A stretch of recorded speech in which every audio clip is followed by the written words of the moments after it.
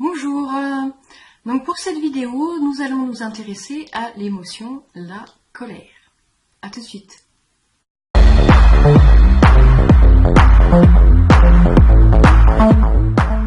Alors, la colère.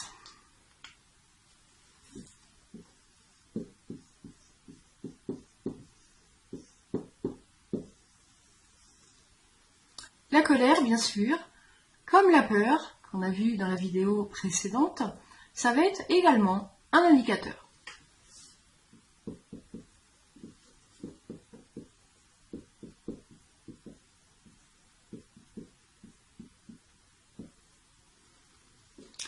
Alors la colère, dans notre société actuelle, elle n'est pas trop appréciée parce que justement, souvent, on en a peur. Pourquoi on en a peur? Parce que la colère a des conséquences. Alors c'est pas la colère en elle-même en fait dont on a peur, mais plutôt des conséquences de la colère. Oui, parce que en fait, quand on va être en colère, on va avoir tendance à dire des choses qu'on dit qu'on pense pas. En tout cas, des choses qui vont blesser l'autre, faire des choses peut-être qu'on va regretter derrière.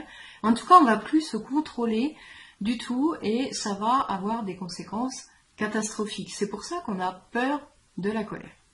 Justement, ça nous indique, alors, si on fait un petit parallèle effectivement avec la peur, ça va venir nous indiquer, si on a peur de la colère, qu'il va falloir justement aller voir un petit peu de plus près cette colère et se rendre compte que finalement, ce n'est pas notre ennemi non plus la colère, c'est un indicateur qui va nous permettre de prendre conscience de certaines choses. Alors de quoi ?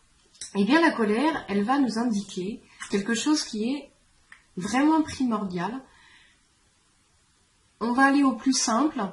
Ça va vraiment être un message d'alerte. C'est-à-dire,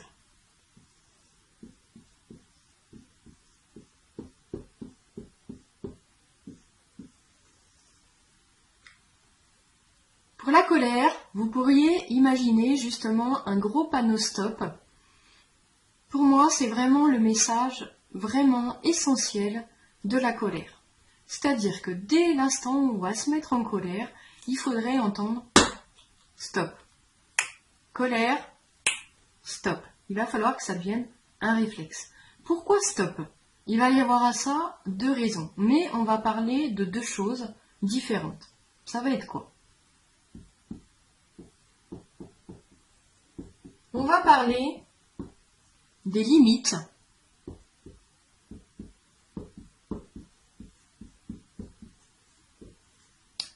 et des besoins. La colère va venir nous parler de nos limites et de nos besoins. C'est-à-dire, pour les limites, il va y avoir deux limites. Elles vont venir toucher au respect.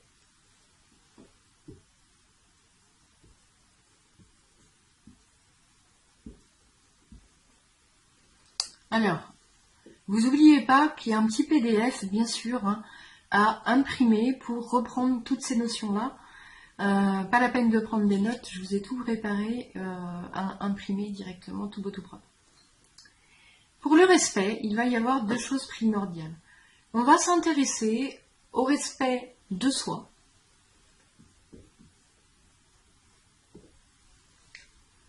Par rapport à soi.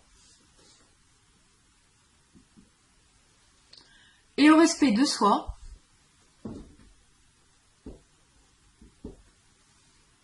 par rapport aux autres.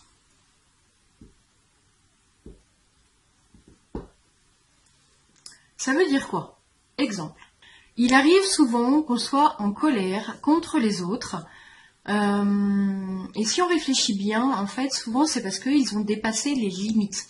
En fait, à l'intérieur, ça se met en colère. Pourquoi? Parce que ça veut dire stop à l'autre et que l'autre n'entend pas qu'on a des limites ou ne comprend pas qu'on a des limites parce qu'il n'a pas les mêmes. Lui, il a des limites qui sont différentes, peut-être plus hautes, peut-être plus basses. En tout cas, il n'entend pas les limites et du coup, la moutarde va monter, en gros, parce que l'intérieur, en fait, on ne respecte pas le fait qu'on a des limites et la colère vient nous indiquer que attention, attention, attention, c'est en train de monter, là, vous ne vous respectez pas, ok? Donc souvent, on va être en colère contre les autres, mais en fait, ça vient de nous parler de nous et de nos propres limites et de nos propres besoins, et on verra juste après, justement, les limites. Il va y avoir une deuxième limite, ça va être celle qu'on s'accorde à soi-même. C'est-à-dire, il peut arriver des fois qu'on soit en colère contre nous-mêmes, parce que, par exemple, on a dit oui à quelqu'un pour rendre service, par exemple, un exemple, voilà, qui arrive souvent dans le quotidien, et puis finalement, avec du recul, on est en colère contre nous-mêmes, parce que finalement on est fatigué, on avait envie de profiter du week-end tranquille et que finalement on n'avait peut-être pas forcément envie de faire ça et on a dit oui, mais du coup maintenant, enfin bref. Ou des fois on dit oui aussi à contre-cœur parce qu'il y a une partie de nous qui a très envie de rendre service et puis une autre partie qui n'a pas du tout envie, qui a envie de rester peinard. Et du coup on dit oui à contre-cœur et du coup la colère contre nous-mêmes apparaît. Elle vient nous indiquer simplement qu'on ne sait pas respecter. Et c'est ok de pas se respecter, mais il va falloir accueillir du coup le fait de ne pas s'être respecté. Et puis peut-être prendre note que par la suite, il va peut-être falloir plus vous respecter et en tout cas pas répondre tout de suite peut-être à la demande, prendre le temps d'y réfléchir, prendre le temps d'accueillir justement ce que ça nous fait pour pouvoir prendre une décision du coup beaucoup plus juste, beaucoup plus alignée. Donc voilà pour ce qui est des limites. Donc la colère, effectivement, nous parle des limites, du non-respect de nous-mêmes avec nous-mêmes et du non-respect de nous-mêmes avec les autres. Et les deux vont nous demander donc soit de nous imposer des limites à nous-mêmes, soit d'imposer des limites aux autres. Comment on fait ça? À ce moment-là, il va falloir réfléchir à nos besoins. Ça va être important de connaître nos besoins à nous-mêmes. On est toujours d'accord qu'il va falloir s'intéresser donc à soi-même et par rapport aux autres aussi. Donc ça va être encore soit soi et soit par rapport aux autres. Pourquoi? Soit. Quand on est en colère contre soi-même, ça veut dire aussi qu'il y a des besoins. C'est-à-dire on a des limites à respecter. Par exemple, si je reprends l'exemple de tout à l'heure, par exemple, dire oui tout de suite à une demande de service sans réfléchir, et puis finalement, avec du recul, on dit j'aurais préféré, donc du coup, peut-être y réfléchir un petit peu plus, en tout cas peut-être dire non, hein, ça peut arriver. On est bien dans les besoins soit, c'est-à-dire qu'on va aller chercher derrière pourquoi, en fait, il y a la colère qui monte. Il y a la colère qui monte simplement parce que peut-être j'avais envie de me reposer, je suis fatiguée, j'avais pas forcément envie de me lever à 6h du matin pour aller rendre service un week-end, etc. Il va y avoir plusieurs besoins qui vont émerger. Et que du coup, la colère va venir nous indiquer quels sont nos besoins. Alors on est bien d'accord que une fois qu'on va faire l'écoute intérieure, l'objectif va être d'aller écouter, de se mettre tout de suite en indicateur. Il y a une colère, je vais me mettre à l'écoute et je vais aller voir justement quels sont mes besoins et seulement après j'irai prendre la décision d'aller rendre service ou pas. Pour ce qui est des besoins par rapport aux autres, ça veut dire quoi? Si je prends un autre exemple, par exemple, je sais pas moi, votre mari ou vos enfants ou votre femme, selon que vous êtes un homme ou une femme, peu importe, laisse des chaussettes traîner partout dans la chambre, dans la salle de bain, dans le salon, bref, c'est une catastrophe, vous ne supportez pas ça. Qu'est-ce que vous indique votre colère dans ces cas-là? Eh bien c'est simple, elle va vous indiquer qu'il va falloir poser des limites aux autres et elle va vous parler aussi de vos besoins.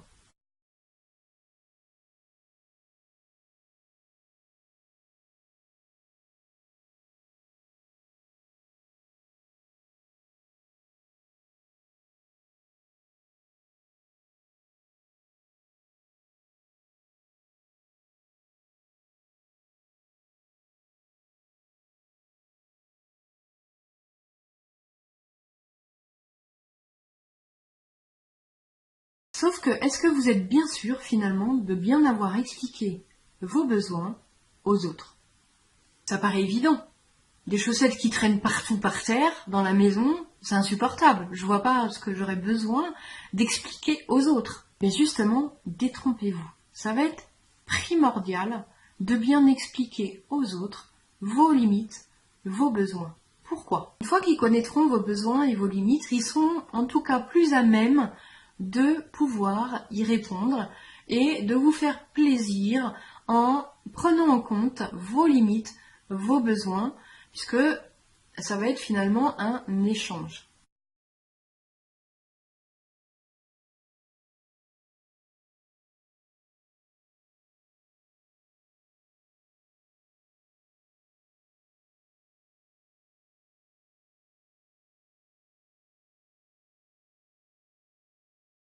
Plutôt que de vous énerver finalement, puisque la colère c'est ce que ça va apporter, vous allez vous mettre en colère et vous énerver et crier donc dans la maison parce qu'il y a encore des chaussettes sales qui traînent partout, c'est insupportable, ça va du coup changer vraiment le regard, cette colère, donc il va falloir prendre conscience que ça vous indique que les limites et les besoins que vous avez ne sont pas clairement posés et ne sont pas respectés.